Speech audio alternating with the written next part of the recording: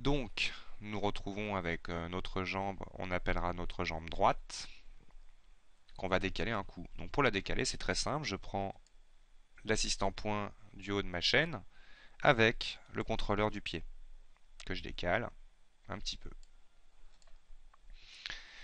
Nous allons créer une théière pour faire le corps de notre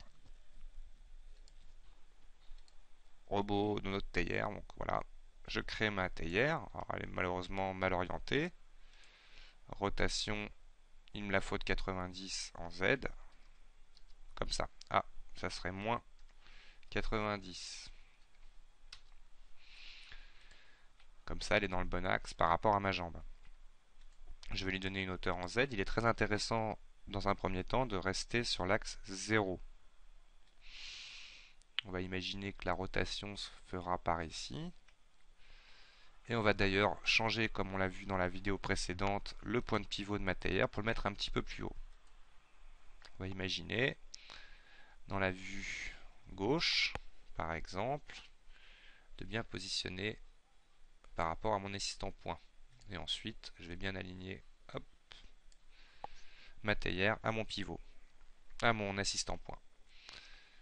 Donc là, je récupère à nouveau les deux contrôleurs de ma jambe que je vais glisser par ici. Comme on l'a vu, en double-cliquant dans le pair de la hiérarchie, je sélectionne toute la structure, mais on remarquera que je ne sélectionne pas les assistants. Donc en plus de sélectionner toute ma chaîne de structure, je vais sélectionner aussi avec un rectangle de sélection plus contrôle tous les éléments de la jambe. Pour faire une symétrie, en utilisant l'outil miroir, mais attention, on voit que le pivot ayant une sélection multiple, par défaut, se met à peu près au centre de la sélection. Je vais utiliser le pivot du centre de ma scène, le pivot d'origine, celui-ci. D'où l'intérêt d'avoir mis ma théière à 0, comme ça facilement avec miroir, nous allons pouvoir dupliquer notre jambe de l'autre côté, sans se soucier du centre du miroir. Je donc sélectionne l'outil miroir, automatiquement il se clone de l'autre côté, et je vais le mettre en mode copie, comme ça je me retrouve avec mes deux jambes face à ma théière. Je dis OK, et voilà. Ensuite, il sera intéressant de sélectionner les deux contrôleurs du haut de la jambe pour tout simplement les lier tous les deux avec la théière. Toc. Logiquement, automatiquement maintenant, la théière va animer l'ensemble de ma hiérarchie de structure. On pourrait donner un petit détail graphique qui serait une espèce de boule pour, comment dire, matérialiser la connexion entre la théière et la jambe. Ce qui me permet comme ça de montrer qu'à n'importe quel moment, on peut réimporter un objet dans une chaîne de structure. Effectivement, il ne faut pas s'en mêler les pinceaux, mais on a quand même une grande liberté de manipulation. Donc là, je viens de créer une sphère que je vais aligner avec alignement rapide à mon assistant point. Voilà, un peu grosse. Donc je vais la diminuer, mais surtout pas avec échelle, en changeant un peu son rayon. Voilà. On va la cloner. Hop. L'aligner, à mon avis, à nouveau à l'assistant point. Et lier cette deuxième sphère aussi à son assistant correspondant. Ce qui tout simplement me donnera une structure un peu plus logique. À partir de là, on peut constater que tout simplement l'ensemble de ma géométrie maintenant sera contrôlé par le déplacement du corps. Ah, on voit qu'il y en a une qui n'a pas été liée, de sphère, liée à cet assistant point. Donc là, en déplaçant, je verrai maintenant que tous les éléments vont suivre logiquement ma chaîne de structure. Donc en gros, les trois éléments animables sont les deux contrôleurs de pied et la théière. Je vais double-cliquer par exemple pour sélectionner l'ensemble de ma chaîne et leur donner une couleur unie. Voilà, on verra tout plus tard pour les matériaux. À partir de là, je vais vous faire quelques démonstrations, par exemple pour faire un pas d'animation avec cette théière.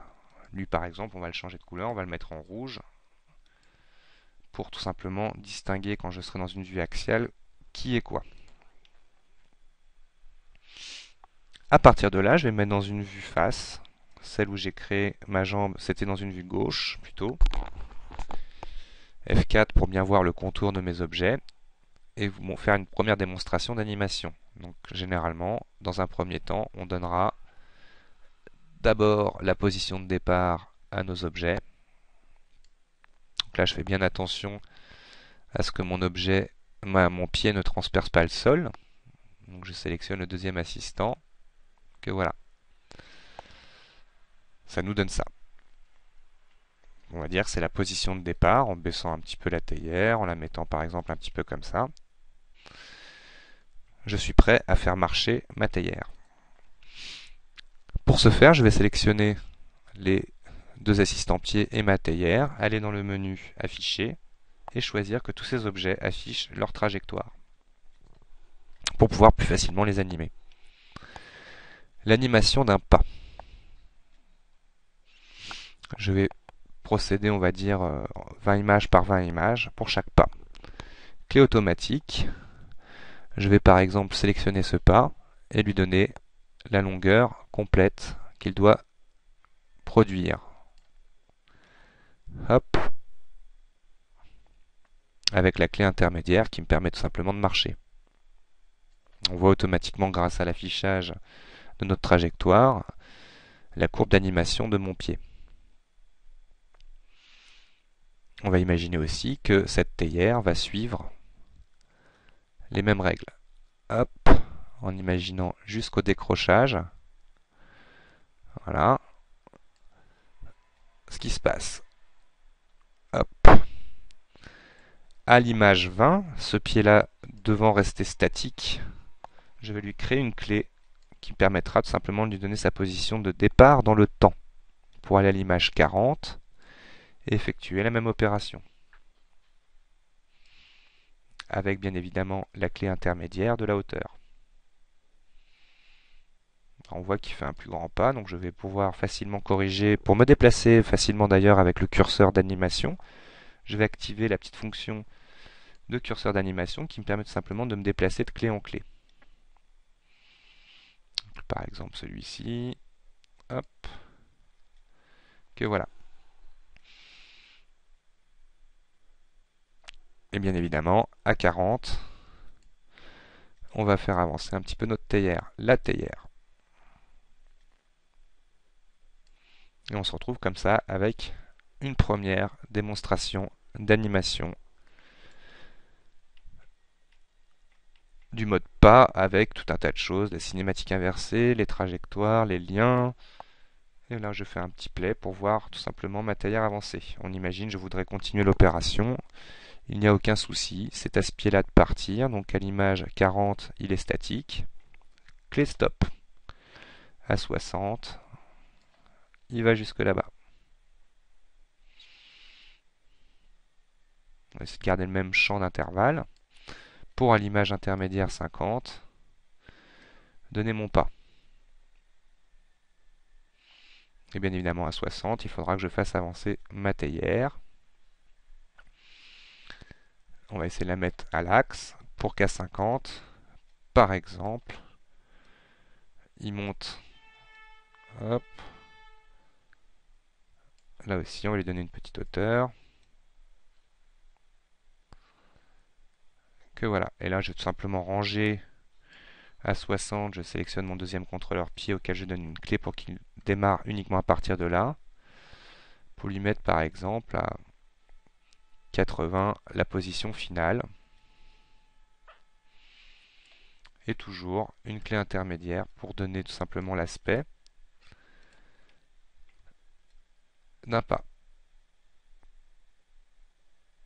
Alors pour rendre plus réaliste le mouvement de ma théière, je vais sélectionner la théière, hop, une rotation sur l'axe sur lequel il travaille, toc, il revient à plat,